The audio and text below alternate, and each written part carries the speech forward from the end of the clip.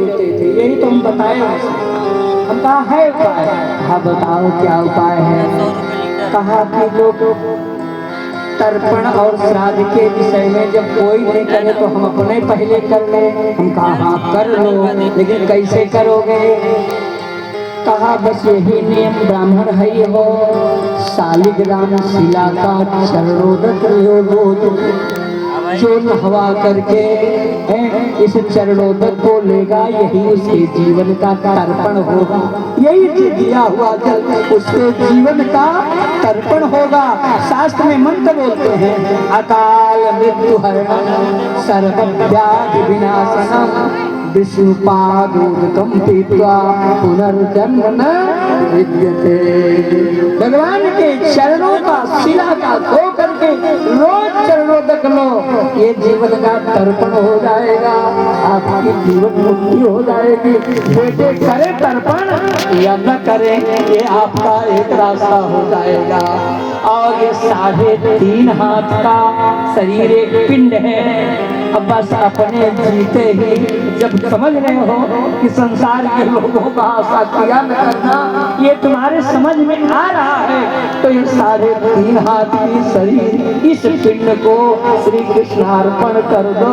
यही उद्धरेत आत्मनात्मानो, अपना उद्धार जैसे घंट बांधने की प्रक्रिया नहीं है, यही अपना समर्पण कर दो भगवान को। और शालिग्राम का रोज चरणोदक लो, यही तर्पण और यही समर्पण जीवन का उद्धार कर देगा।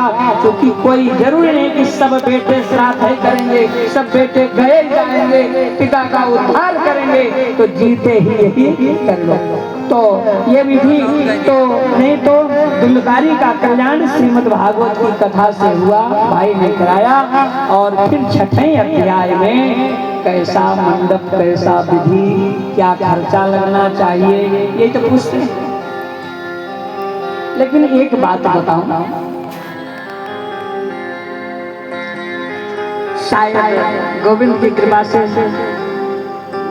अभी परसों बात हो रही थी, अब तो आवाजें पहुंचाने चाहिए आपके भाइयों में। क्या महाराज पता है सब हम कहा हो तो पहले से पता है, महात्मा जी के दर्शन करके कि परिवार में सारी संख्या बहुत बताना नहीं है, नहीं तो लोग एक एक बात पूछेंगे, अच्छा महाराज सब ठीक है लेकिन दक्षिणवा बता, जब तक त्रिवाचा न रखवा लेंगे।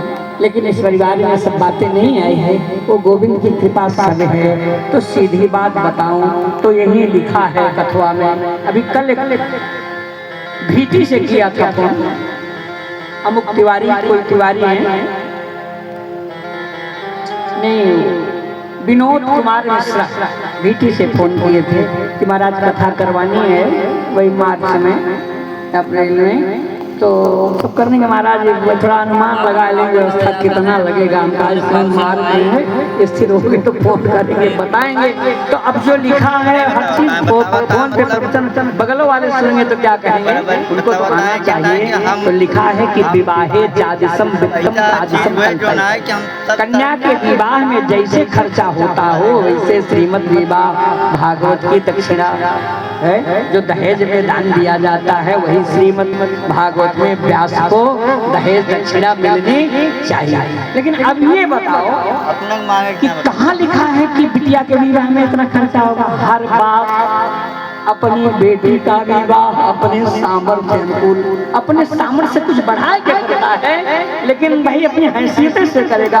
कोई करोड़ों की गाड़ी दे रहा है तो कोई 10 लाख की गाड़ी दे रहा है, तो कोई मोटरसाइकिल से काम चला रहा है। और कुछ लोग ऐसे भी हैं कि बेचारे हाथ जोड़ के भी आज भी हैं।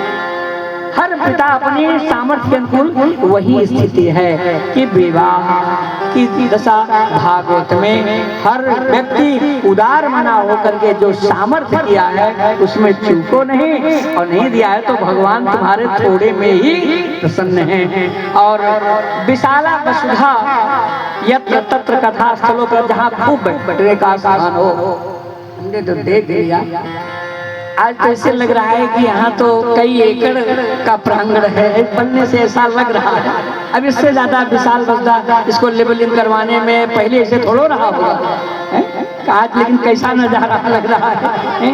तो यही करना चाहिए, पहले उसको डेवलप करवाओ, अच्छा कराओ, समतल जमीन कर जहाँ बैठने। अब प्रथम तो है तीर्थ में कराओ तो नंबर 1 है, लेकिन एक लोग कम कराते हैं। हाँ, खूब आशीर्वाद हृदय से है और दुबे परिवार की कृपा बनी रहे तो कोई बात नहीं है। यहाँ तो कथा सुना रहे हैं, हमारी शिविर लगती है, कभी इस परिवार में कृपा हो तो वहाँ तो अच्छा फूलों लेके आओगे, जजमान बनोगे। तो पहले नंबर की वहाँ कथा है तीर्थे बाबा, तीर्थराज प्रयाग में जाकर के आप कथा सुनो तो पहले नंबर की। और दूसरे नंबर पे बने बगीचा हो सुंदर, घर से दूर वहाँ सुनो। और तीसरे नंबर पे है गृह वापी, घर में भी कर सकते हो लेकिन कपट छड़छाड़ करके बस तब भगवान की कथा का। तो यहाँ से एक बात बताऊं, ये मनोभाव देख करके बगीचा सुंदर मनोरम स्थल तो है ही है, चलो चाहे घर मानो, बगीचा मानो, वृंदावन मानो, भगवत कथा जोरी बहुत ही सुंदर है। और ये सुंदरता के साथ साथ हमारे सुंदर भाव बने रहें तभी इस कथा का पूरा था। भाव न बिगड़े, हाँ भाव सुंदर बना रहे।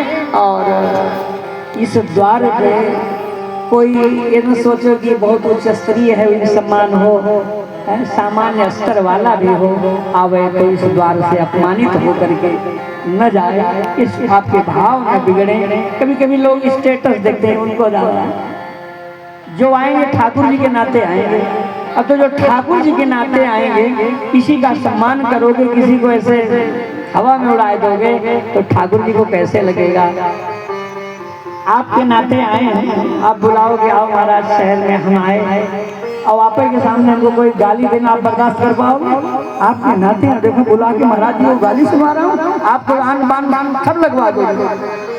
जो ठाकुर जी के नाते आएगा अपमानित हो जाएंगे तो ठाकुर जी की नाराजगी फिर बहुत गड़बड़ हो जाएगी, समझ लो। वो समर्थ भी है तो कुछ भी कर सकते हैं, हम तो बहुत नाराज हो जाएंगे तो बहुत बिगाड़ भी नहीं पाएंगे। और ये सब कुछ बिगाड़ने में भी समर्थ है, बनाने में भी समर्थ है। इतने है कि बस भाव न बिगड़े। और जो कुछ प्रभु ने दिया है बहुत कुछ दिया है, जो थोड़े है थोड़ा करे, ज्यादा है ज्यादा करे। और अंत में खाने पीने की बात है, ब्रह्मचर्यम अधा से आई प्रत्यावल्याम भोजन। ब्रह्मचर्य का पालन का मतलब क्या है? संयमी। संयम का मतलब वाणी में संयम, आंखों में संयम, इंद्रियों में संयम बना रहे, ठीक है ना। अब ऐसा नहीं कि कोई कभी नहीं मना किए, घर ही के सदस्य का कोई सा नाराज हो गए, बहू बेचारी मुंह लटका के बैठ गई, तब ठीक नहीं होगा। सारे परिवार खुश हैं, बहू बेचारी आज इतनी डांटी गई है कि कथा में नहीं आ रही है। आज सुबह को बड़ा लगा, शायद आप अपनी धर्मपत्नी को बुला रहे थे भागवत की पोथी के साथ, आओ तो पिता इतने जोर से कहा आओ ना जल्दी, तो आपके पिता समझे कि नाराज है, उन्हें ऐसा लगा कहीं डांट तो नहीं दिए कि हम इधर मंगल यात्रा और किसी को डांट के नाराज नहीं होना। लेकिन इनका भाव बड़ा अच्छा हमको लगा, कहा कि किसी को डांट दिए, इनके मन में लगा कि ऐसा कोई नहीं कि वो आ नहीं, कई बार बुला रहे, कहीं झगड़ा तो नहीं करके आए हैं। तो ऐसे समय पर आप सारी भाव भंगमा बिगड़ने न पावे। घर का कोई प्रसन्न बिटिया हो तो, बहू हो तो, पत्नी हो तो, सबको खुश रखे रहो। इस मंगल काल में सब खुश रहे। अगर कहीं अपनी वाणी का नियंत्रण आपने खो दिया, वाणी के माध्यम से भी किसी का अपमान कर दिया, तो कथा का फल उतना नहीं प्राप्त होगा, इतने समझो। अच्छा, खाने पीने की बात आपसे बताऊं, पहले नंबर पे है कि 7 दिन गंगा जल पी के रह जाओ, चल जाएगा। सही सही बोलो यार, कहो नहीं। और अगर कहीं ले बहना तो हमारा चेला है, काहे करे ना कि नहीं ये छोड़ो, जो लेना होगा वो कह देंगे इतना कर। हाँ, आदेश तो मानने पड़ेगा भाई।